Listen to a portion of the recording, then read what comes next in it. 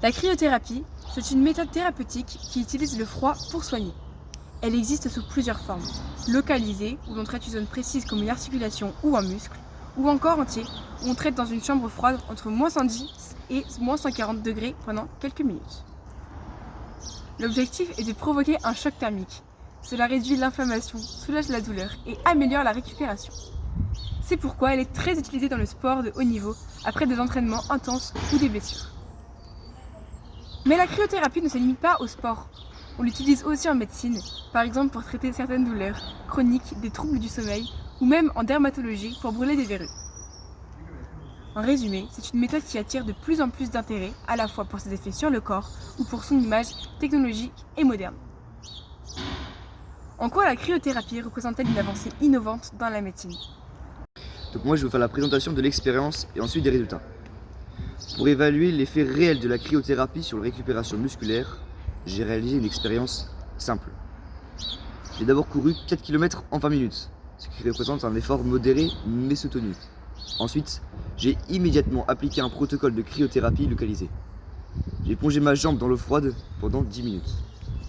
Le but était de voir si cette méthode avait un impact visible sur la récupération, notamment au niveau de la sensation de douleur musculaire, de fatigue et de mobilité. Résultat, dès le lendemain, j'ai ressenti moins de courbatures qu'après des efforts similaires sans cryothérapie. J'ai aussi eu l'impression que mes muscles étaient moins lourds et j'ai récupéré plus vite.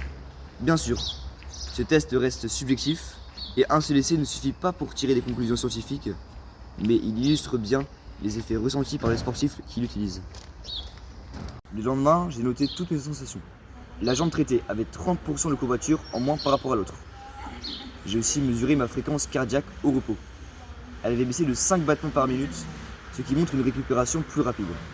Enfin, ma souplesse était meilleure sur la jambe refroidie, avec un gain de 12% en amplitude. Moi, je vais procéder à la conclusion et à la réponse à la problématique. Bon. La cryothérapie représente clairement une avancée innovante, car elle offre une solution non médicamenteuse et rapide pour favoriser la récupération et soulager certains maux. Dans le sport, elle permet aux athlètes de reprendre plus vite l'entraînement, ce qui est un avantage énorme. En médecine, son usage se développe, mais il reste encore des incertitudes. Tous les effets à long terme ne sont pas connus et son efficacité varie selon les individus. Certains médecins restent prudents car elle ne remplace pas un vrai traitement si une pathologie est présente. En conclusion, la cryothérapie est une technique prometteuse à la frontière entre innovation technologique et méthode naturelle. Elle a ses limites, mais elle ouvre la voie à une approche différente du soin, plus douce, plus rapide et souvent mieux acceptée par les patients et les sportifs.